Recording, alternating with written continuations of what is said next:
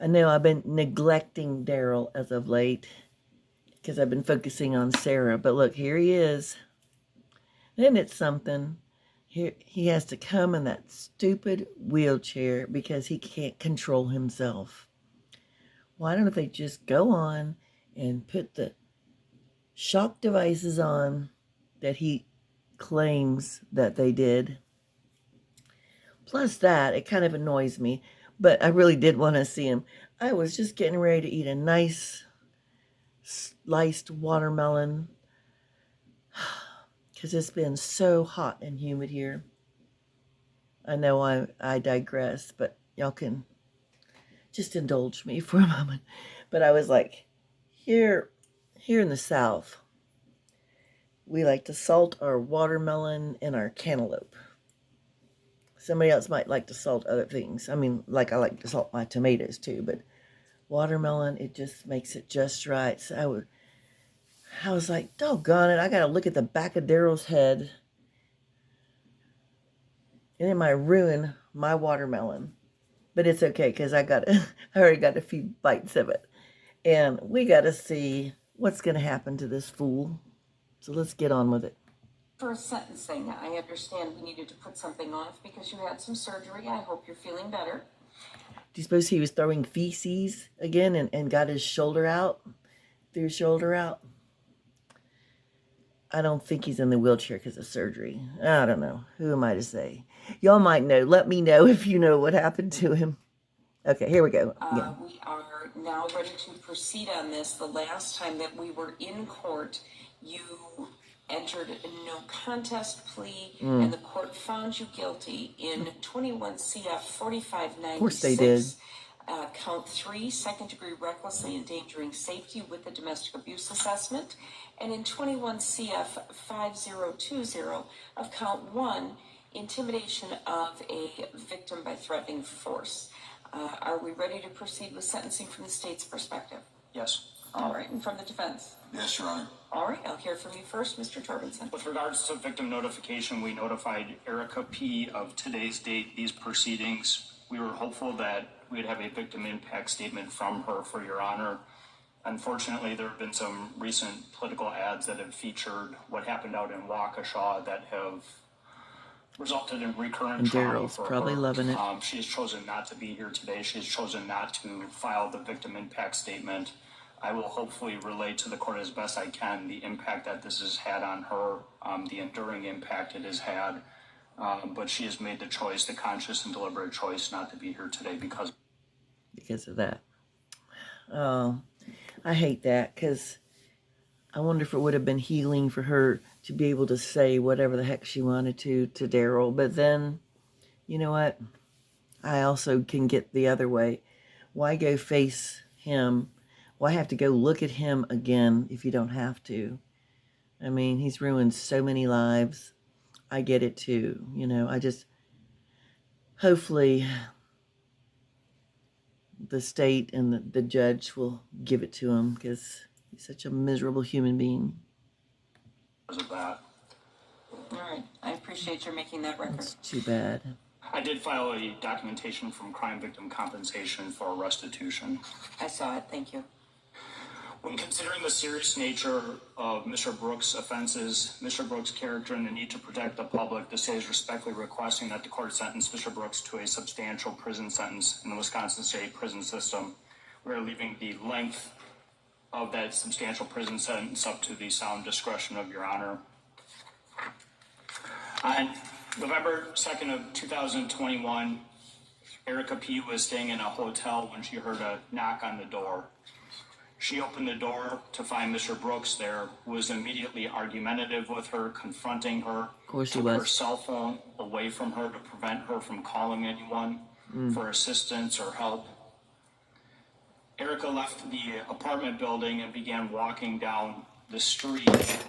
And Mr. Brooks I'm so got sorry, into guys. his red truck and followed. Oops.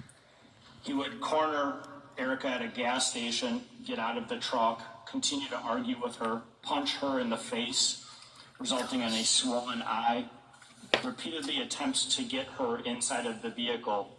And then when she refused to get inside the vehicle, he would get inside of that truck and run Yeah. her over. The weapon. Oh my gosh. She Sickening. suffered a dislocated femur, a fractured ankle. She had a swollen eye. She had cuts to her legs. And perhaps the most vivid picture taken by the Milwaukee Police Department is that of her pants, which show the tread marks from Mr. Brooks' tires, the tracks on her pants that had to be cut off her at the hospital so that she could be treated. That same day, November 2nd of 2021, there was a young prosecutor in the Milwaukee County DA's office. She was finishing a domestic violence felony jury trial. There was no victim that showed up for that trial, but she chose to go forward on it. She obtained 2 guilty verdicts from that case. That evening and the next coming days after proceeding on a trial, she would review 22 domestic violence referrals, one of which was this case. Jeez. She would reach out and try and make contact with Erica, and she couldn't get a hold of Erica. The allegations were so severe, so serious, that this young ADA chose and said, this case needs to be charged. Something needs to be done about this. Good for her. So without victim input, this prosecutor issued charges of obstructing an officer, disorderly conduct, misdemeanor battery, and second-degree recklessly endangering safety, in part because we didn't have the medical records from Erica. Unknown to this prosecutor, unknown to the district attorney's office, Said was Darrell what Mr. talking. Brooks was doing after he was apprehended in the Milwaukee County Jail. One day after being apprehended and in custody, he would reach out and make a phone call and involve his own mother in intimidation. He would ask his own mother to reach out to Erica and tell her not to show up to court. Huh. That if she didn't show up or if she told them she was not going to cooperate, that the charges would get dropped altogether. One day later, on November 4th, he would make direct contact with Erica P. His words to her, "Why did you do this to me? You know I love you. Yeah, right. Listen, listen, listen. I've come to the realization that I'm not going to leave you. You have my daughter. I know your potential. I know what you can be. I want to marry you. Ugh. I'm not going to play anymore. Lies, lies, Will lies. you marry me?" And then the very next sentence, then you need to call them people. Meaning you need to call the prosecutor, you need to call the district attorney's office, you need to make sure that these charges are dropped. 2 days after running over his girlfriend and the mother of his child, he's using emotional manipulation, promising a future, promising marriage, promising change, all in an effort to try and get Erica to drop the case and the charges.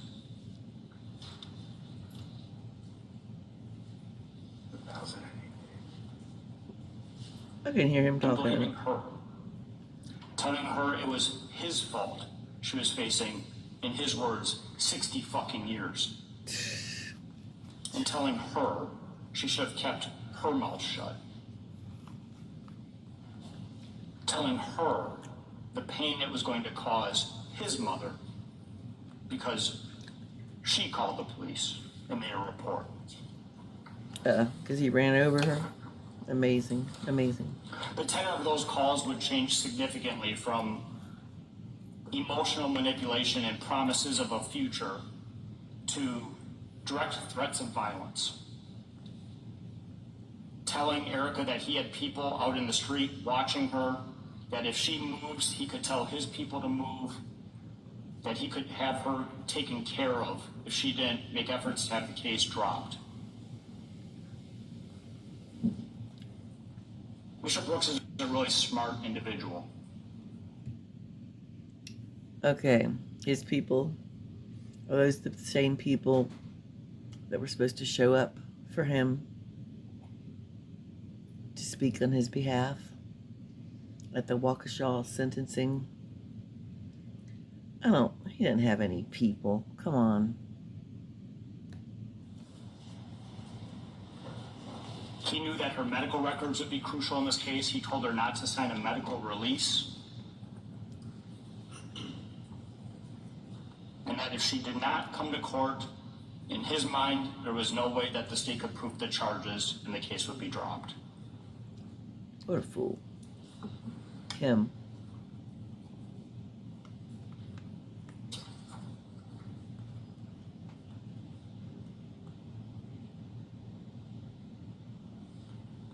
But he would threaten her safety from the confines of the Milwaukee County Jail.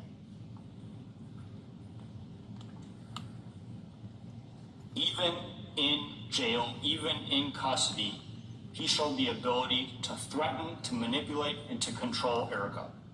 Jeez.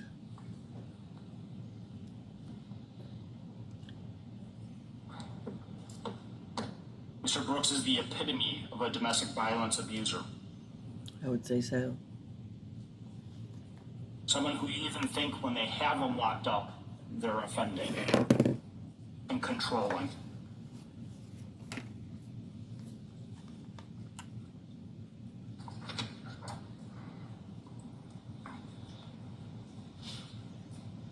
Unfortunately, none of that conduct was known at the time that Mr. Brooks was in the Milwaukee County Jail. It was discovered after the events took place out in Waukesha, and I'm going to talk about Waukesha little, if at all, today, because what we're here for is what he did to Erica in Milwaukee County.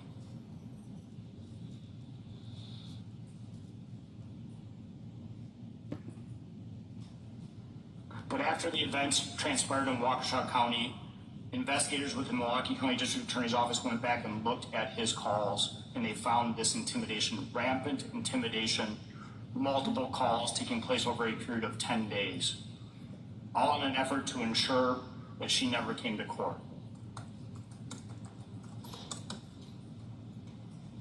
All in an effort to try and escape his responsibility for his actions in battering and running her over.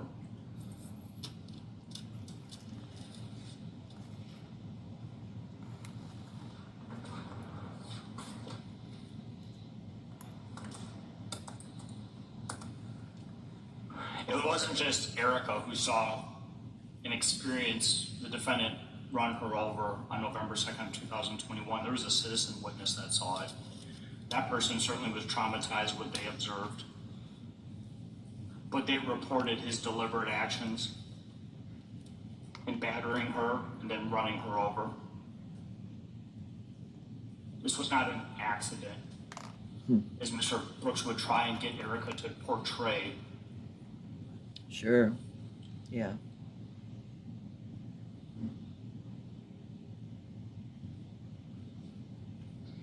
And so the offenses that this defendant committed in Milwaukee County are extraordinarily serious. They were life-threatening for Erica. They are life-altering for Erica. They were traumatizing for Erica.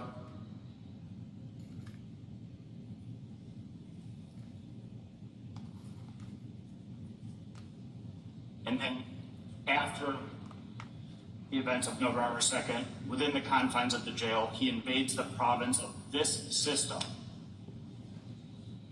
A system where we rely on citizens to come into the courtroom, to take the stand under oath, and to tell the truth. He did everything he could to prevent that from happening. All in an attempt to escape responsibility. While blaming Erica and everyone else. Just like For Sarah. those actions, he is singly and solely responsible. When considering the defendant's record at the time that these offenses were committed, he had an open criminal case in Milwaukee County that was 2020 CF 2550. He was charged with 2 counts of second-degree recklessly endangering safety and felon in possession of a firearm. That was resolved with a charge of felon in possession of a firearm when the witnesses did not appear on the second-degree recklessly endangering safety.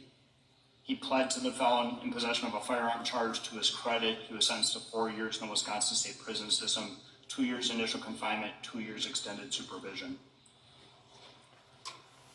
In 2011 CM 6550, Mr. Brooks was charged with possession of a controlled substance, THC, and misdemeanor bail jumping. He received 180 days in the House of Corrections consecutive on each count. In 2011 CM 1812, he was charged with obstructing an officer. He was sentenced to 37 days in the House of Corrections. In 2011 CF 5366, he was charged with possession of a controlled substance, second or subsequent. He received 180 days in the House of Corrections. In 2010 CF 87, a Wood County case, he was charged with strangulation. He received a probation sentence in that case. He was revoked on that probation. He had a withheld sentence during the subsequent sentencing hearing, who received 11 months in the House of Corrections. Was that domestic violence related? It's difficult to tell because it's not a Milwaukee County case, so there's not a lot of information that I could find on CCAP. Just give me 1 second, I can look. You said Wood County? Yes.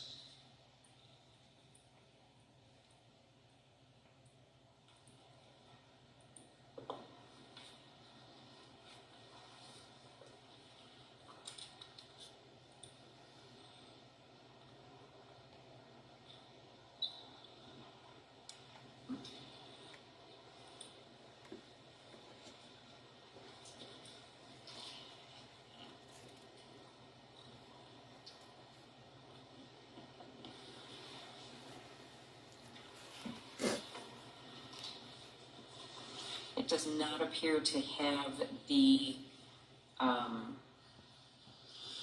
assessment, but the facts and alleged in the criminal complaint do seem to indicate a personal relationship. Okay. Yeah, my client indicates it doesn't qualify under the DV statute, but it was a personal relationship. I don't know that, but I'm just letting the court know. Understood. I just read that, so it makes sense. Okay, go ahead. In 2005 CM 151, a case out of Manitowoc County, he was sentenced to 10 days in the House of Corrections. It's a misdemeanor offense. Beyond that, I forgot to write down the charge. I apologize about that. I believe it is an obstructing an officer, if my memory serves correct. In 2002 CF 936, he was charged with possession of controlled substance, second or subsequent. It was marijuana. He received a 50-day sentence in the House of Corrections. And he has a 1999 felony charge in case ending 4470 for substantial battery. He received a probation sentence. He was revoked on that probation and subsequently sentenced to 2 years in the Wisconsin State Prison System. He also has a sexual assault conviction from January 3rd of 2007 out of the state of Nevada for statutory sexual seduction is the name of the charge. Give me a second. That was the 99 case in Milwaukee? Yes.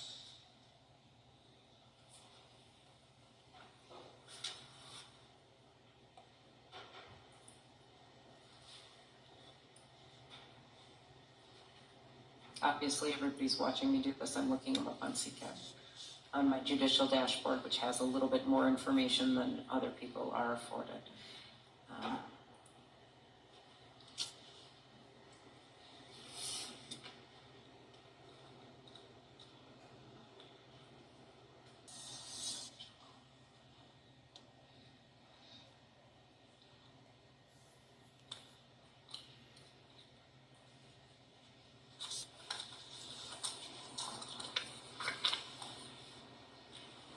It does not appear that that has anything to do with the substantial battery. It had nothing to do with any sort of personal relationship, domestic violence, or anything like that. Okay. So that's Mr. Brooks' criminal record with regards to his character. With regards to Mr. Brooks' character, I do think it is a positive that he entered pleas in this particular case. At the point that Mr. Brooks entered pleas in this case, he had absolutely nothing to lose. He'd already been sentenced to hundreds and hundreds of years, 1,000 years of time in the Wisconsin State Prison System out in Waukesha. And so whatever happened on this case, from Mr. Brooks' perspective, his life has already been taken away in many aspects by the sentence out in that county. And I recognize that, and I give him credit for the fact that despite the sentence he received in Waukesha County, he came into court when the state was ready to proceed and chose to enter pleas in this case. And that's a sign of positive character. I give Mr. Brooks credit for that aspect in this particular case. Yeah, with regards to the need to protect the public, the state does believe that a substantial prison sentence serves the interests of the public in this case. I'm asking the court to make it a consecutive sentence, even though the sentence out in Waukesha exists. And I'm asking the court to do so for two reasons. The first reason I'm asking the court to do so is because these were separate offenses involving separate conduct and they deserve separate punishment. That serves the interests of both specific deterrence and general deterrence. Specific deterrence and punishment for Mr. Brooks, general deterrence, so our larger community knows that when you commit separate acts, you're going to be held to account for those separate acts through the punishment. Understanding the sentence that was given out in Waukesha, I'm also asking the court to consider consecutive sentences for this reason. As a prosecutor and supervisor in the Milwaukee County District Attorney's Office, I have seen cases that decades ago have been overturned by the federal court system based on decisions regarding a person's choice to represent themselves. God. I am not second guessing anything that happened out in Waukesha. I'm not second guessing the timeline of events out in Waukesha, but I have concerns. Because Mr. Brooks' attorneys filed a motion to withdraw on September 22nd. They were allowed to withdraw on September 28th of 2022. The case proceeded to trial on October 3rd of 2022, just 5 days later. And I know from watching that case that Mr. Brooks, during the course of that trial, made some requests for standby counsel. I don't know how the federal courts will review that. I don't know how they will consider that. But I do know from the state's perspective that Mr. Brooks poses a danger. And because of that, I'm asking that these sentences be run consecutively. 10 years, other sentences Mr. Brooks is currently serving. Your Honor, for those reasons, the state is respectfully requesting that the court sentence Mr. Brooks to a substantial prison sentence, leaving the length to the sound discretion of Your Honor. The last thing I'll have the court look at are two photographs of Erica's pants that were cut off her from that day, showing vividly what Mr. Brooks did with his automobile.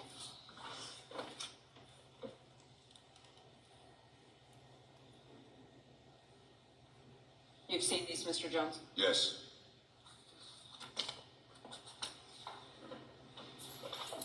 All right. I've taken a look. Thank you. Okay, go ahead, Mr. Jones.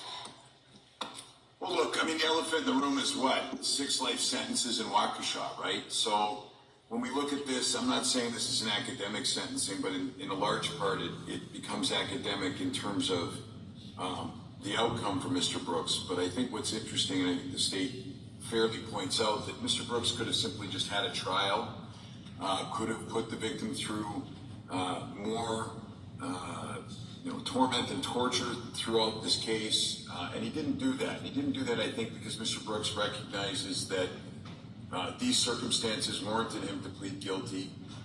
Now, look, the maximum possible penalty for the court here is 10 years in, 10 years out, and I don't think a max is warranted here. I think if we looked at this case in isolation and we didn't have the Waukesha case, we'd be arguing something very different, but we do have that. That's certainly a backdrop the court gets to consider and, quite frankly, should consider. But when we look at those things, I don't think these facts, setting aside Waukesha, warrants the max penalty. I don't think his criminal history prior to Waukesha, which, of course, these instances predate the Waukesha incident, warrant a maximum sentence. So then the question is, what do we do? Well, first of all, from an academic standpoint, we have 946 days credit on the intimidation. We have 1,008 days credit on the underlying case. 18 days of those are completely independent credit, even if you run it consecutive. In other words, from November 2nd, 2021 to November 19th, 2021, He was in on just this matter, or strike that, on just 4596, which is 18 days. He then went back in on December 20th, 2021 through today's date, which adds another 990. By my math, that's 1,008 days total. I'm just putting that in the right spot. Then he has the 946. If you run the two consecutive, then I guess you would subsume 1,008 days on the one and then not on the other. But that's what the numbers compute to with respect to credit. With respect to this incident, yeah, it's certainly not a case where I think probation's appropriate. Obviously, you got to consider that. I think that's easily dismissed given the seriousness of the crime. I don't think Mr. Brooks would even think that this is a probation case. But I don't think it warrants the maximum. What I'm going to propose the court do is I'm going to propose the court do 4 years in and 4 years out on each case, but I think that the court run them concurrent. So that's close to the maximum on each one. I'm asking the court to run them concurrent. The intimidation, even though it's phone calls, I don't think it's of the most egregious nature of an intimidation that we've seen come through these courts. There wasn't any sort of external efforts to physically thwart the witness, or some of the times when we see those efforts, these were phone calls. I understand the state used them all clearly as manipulation, but again, they're not at the high end of the scale when we look at those types of cases. When we look at the underlying case, that one I think has some aggravating factors, and that's why I think close to the maximum is warranted of 4 in and 4 out. I think concurrent makes sense. I think running a concurrent to the Waukesha case makes sense, and I think even if you run the sentences concurrent, despite the potential concerns the state may have, and I have no idea what's going to happen in his appeals, whether they are in state court or in federal court, I don't think really this court speculate on that. I don't think that's the issue that this court's dealing with. The issue this court's dealing with is how do we sentence somebody under these circumstances with the character of this defendant, with the sentencing factors in this case. And that goes to the seriousness of the crime, the need to protect the community, and then of course his character. When we look at that in isolation, and I understand it's difficult to do, I think a sentence that is near the maximum is appropriate of the 4 in, 4 out on the underlying case. On the felony intimidation, I think running it concurrent makes sense. I think if this was an isolated case, it very well would be run concurrent, or at least likely to run concurrent. And so I don't think that we need to pile on top of that. I mean, at the end of the day, he has 6 life sentences in Waukesha plus.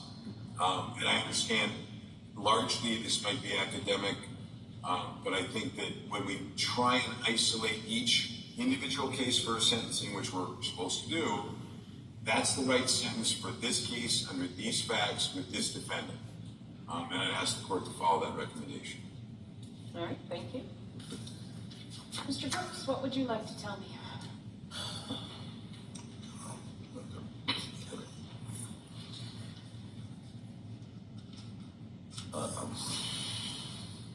First, I just want to thank you for how you've handled this case. It's been three long years that I've been coming before you now, and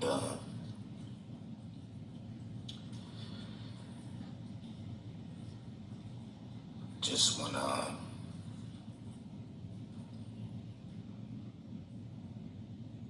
tell you that throughout these 3 years, this matter has affected the people that matter most to me, namely my children too have been affected by this. It's kind of like a rift. This situation happened with, the mother of one of my children. And, coming from a broken home myself with those types of issues that, my mom went through,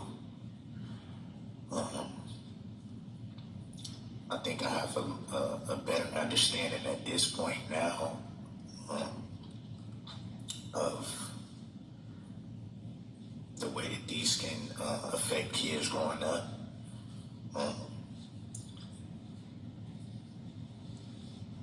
I want to say that I take responsibility for my actions fully. I'm not gonna hide behind anything. I'm a man up, and in these years, I've made the choice to look at those things and decide for myself that the cycle stops with me. You know, I have 2 sons, and I definitely wouldn't want them to be involved in anything that would hurt people they love, or, you know, when they have children, you know, for their children to be hurt in those ways as well. So that's part of the reflection that I've been doing. I've also, well, it's been difficult because of my situation in prison to actually get things done because of my custody status, but I've taken the initiative to program in those areas, dealing with domestic violence issues, childhood trauma issues, things of that nature. I'm doing fairly well with those, which is something I never had, you know, growing up. And, you know, just to have the opportunity to look at better ways to deal with frustration, deal with anger, to deal with understanding.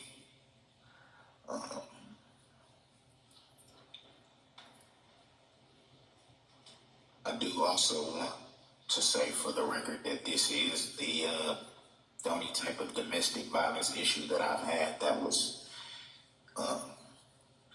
any type of personal relationship, and from the aspect of someone that I have a child with. Okay. Yeah, from that aspect. The Wood County person was a personal relationship, but you did not have children, correct? It was not somebody I knew very well. It wasn't a relationship. It wasn't a romantic relationship type of thing. You knew each other? Yeah, I'm sorry about that. We did know each other, not very well, and there was no romantic connection with that situation.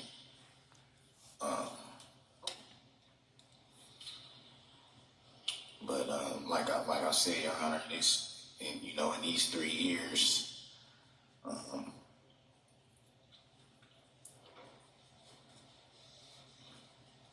it's about trying to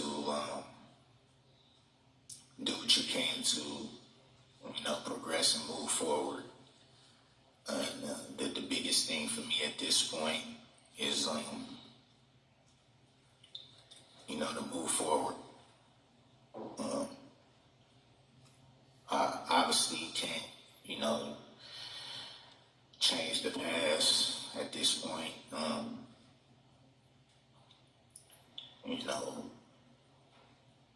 People will see me how they will see me. I accept that,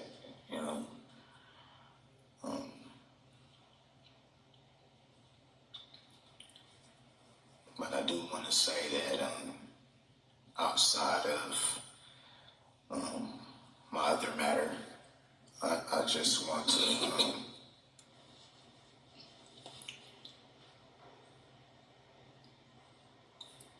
not have the weight of that so much be the narrative in this.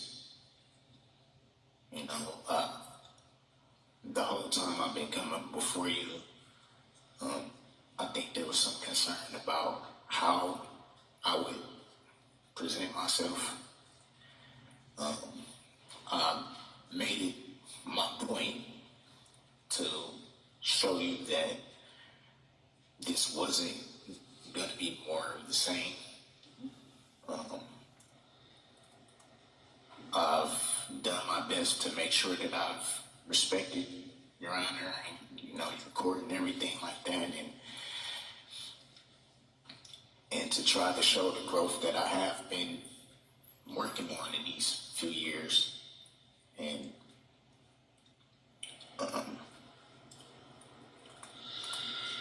I guess to show more, a different side of me, more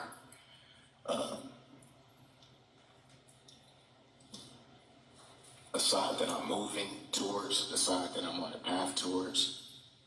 And, you know, and that was a goal of mine, to make sure that I didn't make your job harder than it needed to be. And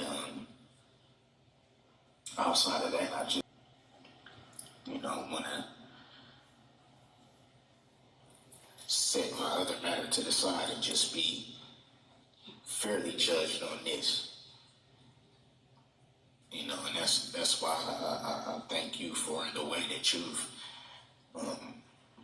handled it this entire time, because I can bet you probably like, why is this guy still on my docket at this point? We should have been past this by now. But I think the length of the matter to my favor gave you more of an opportunity to see, like, you know, this is the road I'm going down now. And unfortunately, my situation is what it is. But I know I'm on the right path. Thank you for your comments. So whenever I sentence anyone, I need to consider three separate things: the gravity of the offense, the protection of the community, and the character of the defendant. To address your kind of last point first, I live in the world. I know what happened out west of here. Mm-hmm. But from the very first appearance you made in front of me, that was after that, you have not been the person that we saw on TV, that was there. You have acted absolutely perfectly fine in this court, and I want you to know that I appreciate it. There are security measures that are in place with the Sheriff's Department based on those issues, but you have never acted up in court. You have never been disrespectful. You have never done anything. You are an absolutely different person as you deal with this court than you were as portrayed out there. And I recognize that, I appreciate that, and I absolutely am separating these issues. These incidents, the initial incident and the intimidation that took place thereafter, took place prior to what happened in Waukesha, and you will be sentenced simply on those.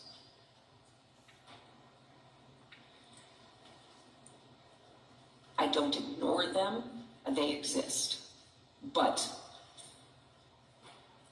you have, it is not my issue, that is their issue. So, having said that, I am extremely pleased in what you have demonstrated over these past 3 years with me, because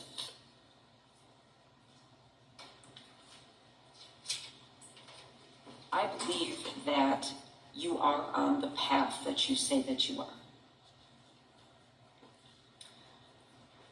Russ, can you get him tissue for Mr. Torbenson? You have an empty box in front of you, I believe.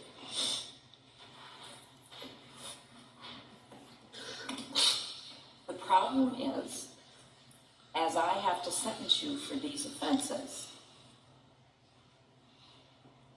I have to look at your behavior for these offenses. I have a question for you before I get to my comments from that. In looking at your record, something jumps out at me. You have a number of offenses starting in 1999 all the way up to 2011. Some gaps. What happened? What were you doing between 2011 and 2020? Did you live here? Did you live somewhere else? You don't seem to have any criminal contact. What were you doing? I did live out on the West Coast. Is that when you had that was a 2007 Nevada case? Were you in trouble out there, or were you living a... No, I was thriving, Your Honor. I was thriving. I was working. Had a great relationship with my children.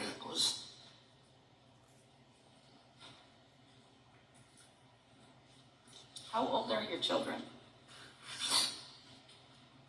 21, 17, 13, and then my youngest daughter just started taking last week. Which is the one that you shared with EP? My 17-year-old daughter,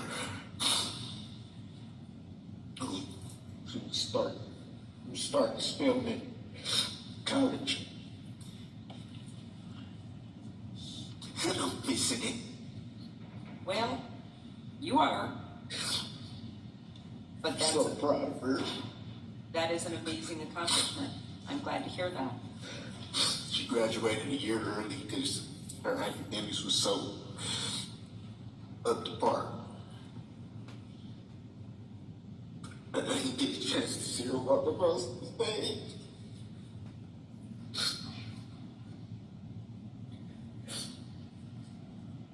She sounds extraordinary. All right.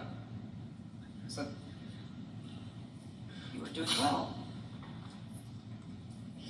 Right up until you weren't. So looking at this,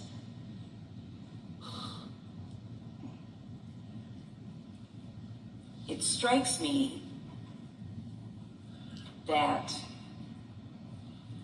you don't have a relationship that goes on for 17 years, or roughly about thereabouts. And the very first incident of violence between the two of you results in you following her to a hotel, banging on her door. And when she tries to get away from you, following her, cornering her, punching her in the face, and ultimately running her over. Yeah, that's kind of bad. That's really bad.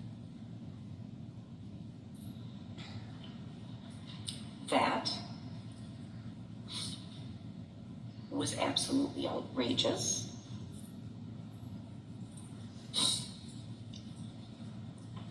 And you are so very lucky that it was her leg versus her torso or her head, which would have killed her likely. Your behavior was so outrageous that it can't be downplayed. And I look at that in isolation. I look at that as this is someone whom you've had a long relationship with, whom you have created a child,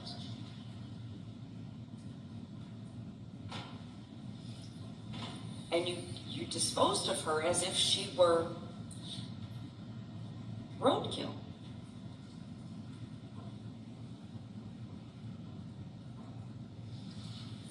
And that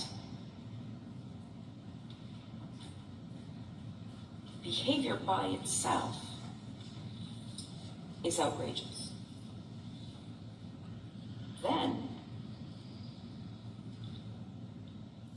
you factor in the intimidation.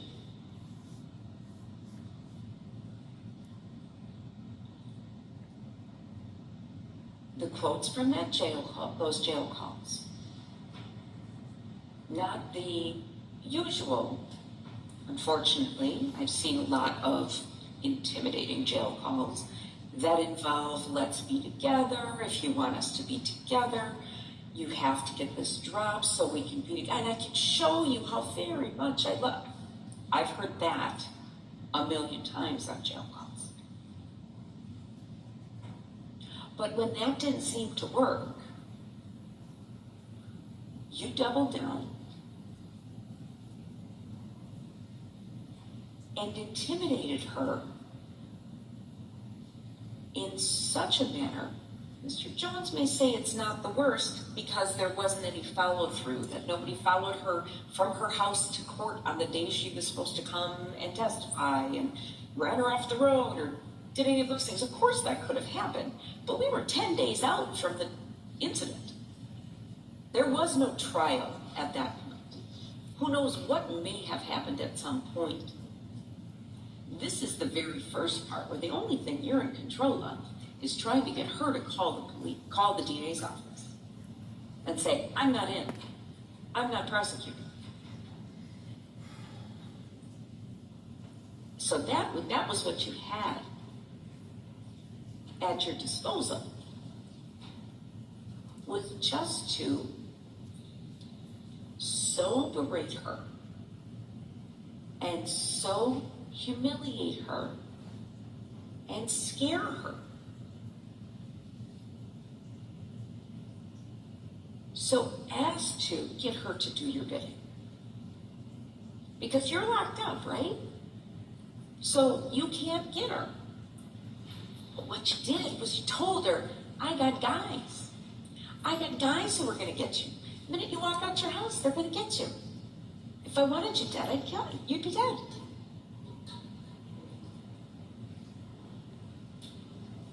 That is a horrible, horrible way to live.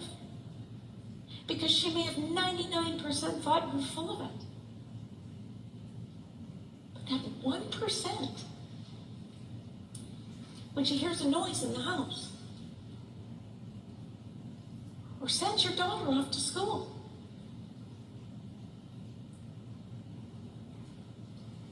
and your daughter in high school, half an hour late, coming home from school, talking with her friends, busy, whatever. And what does that do to EP? Oh my God. Did someone grab her? Is this it? Did you call those guys? Because I didn't do his bidding fast enough. That's absolutely horrendous behavior.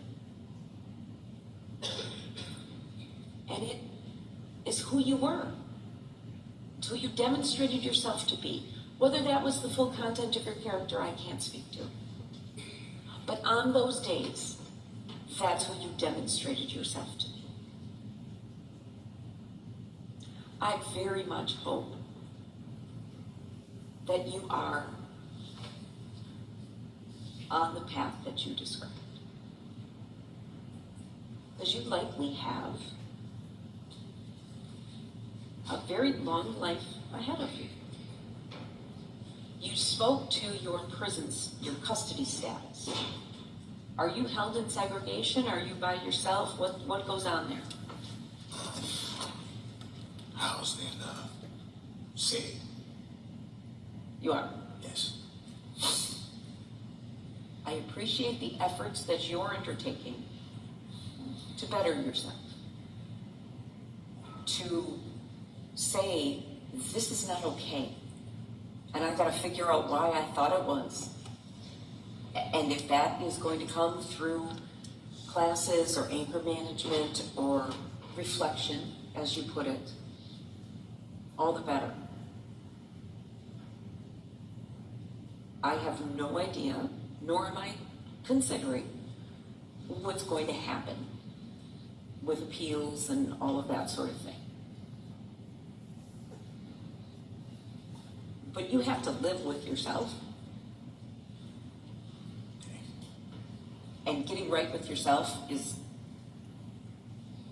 going to serve you as well as humanity. So, the first thing, as Mr. Jones mentioned, is that I need to consider whether probation is appropriate. No one's asking for probation. Probation is not at all appropriate here. So I reject that. So this will be a prison sentence. You asked, and I promised that I would take this as it was for itself, and I will. This incident happened before Waukesha, and I don't mean to, by any sense, give short shrift to what happened there, but this is what is before this court. That alone is So I horrendous. do believe that this is a prison sentence. I also adopt the state's theory of these are separate acts. Your behavior in what happened at that hotel, and then following her to the gas station and running her over, was one day. And then you came to jail. Not in the situation any further, not faced with her, not presumably in the midst of anger. You may have been angry about a variety of things, but not in a face-to-face, we're having an argument, anger. And you opted to violate the court's orders by contacting her, by contacting your mother and putting her in the middle of everything, and contacting EP directly and saying the things that you said, which were horrible. And I suspect she will never forget them.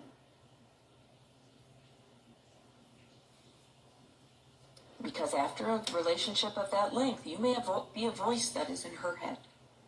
And I'm very sorry for her. Me too. Me too.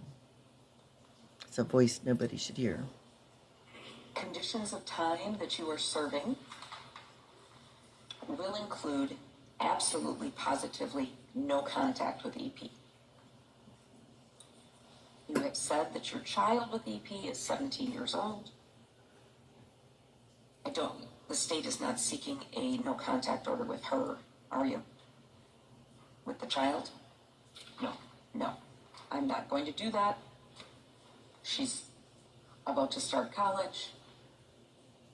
She will be in charge of whether there will be any contact. There is a request for restitution. Have you gone over that, Mr. Jones? There's a stipulation on that. Okay. Restitution in the amount of $656.96 will be made payable to the Crime Victim Compensation Program.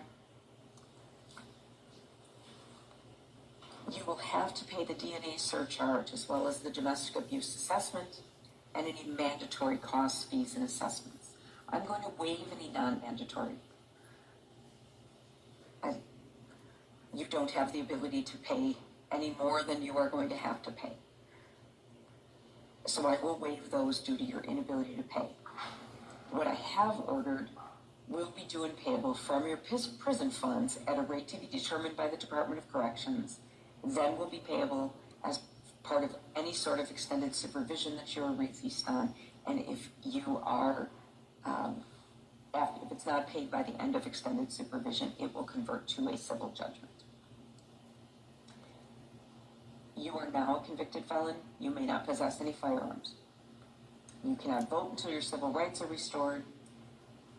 This was a violent felony, so you may not possess body armor. And if you violate that no contact order, you could face additional charges. I am going to order strike that. I'm going to encourage you. And I say this because of your custody status. I'm going to encourage you to participate in any sort of programming that is available to you. I'm not ordering it because it may conflict directly with your custody situation,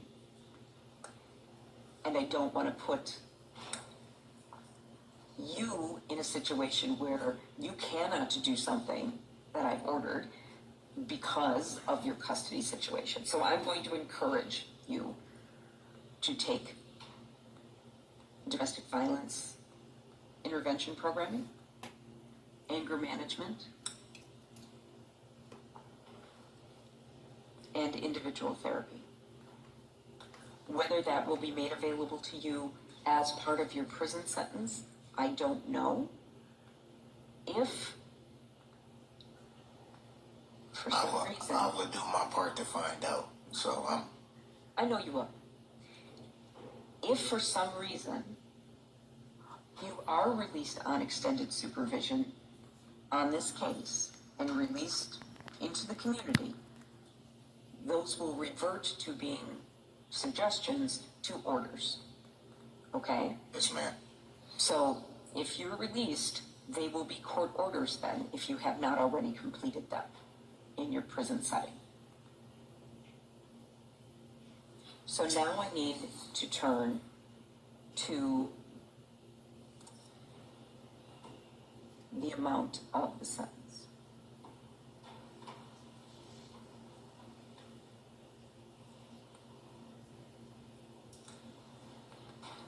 As Mr. Jones noted,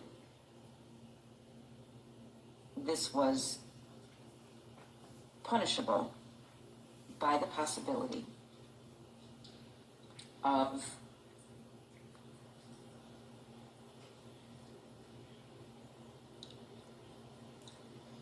years initial confinement and 10 years extended supervision as totals, if I ran them consecutively. I do give you credit for entering no contest pleas to these charges and not putting EP through a trial. I do take into account the entirety of your situation.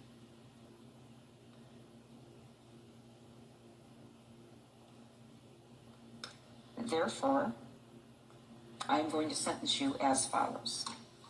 On 21 CF 4596, count 3, the second degree recklessly endangering safety with the domestic abuse enhancement, I will sentence you to 9 years in the Wisconsin State Prison, 4 years and 6 months initial confinement, and 4 years and 6 months extended supervision.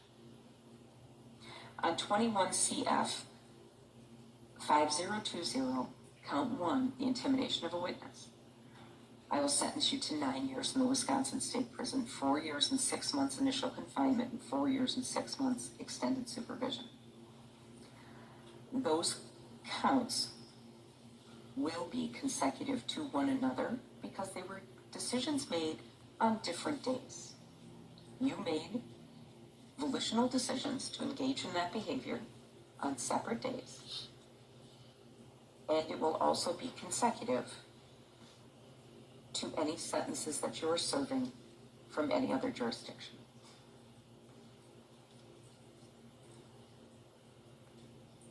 That is the judgment of the court.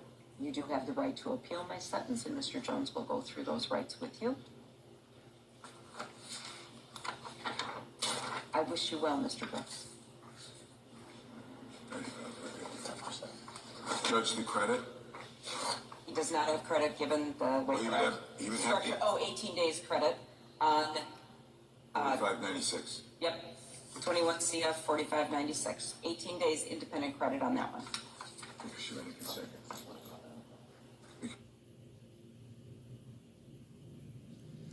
Well, I guess that's that. Well, today a very weepy Brooks. Now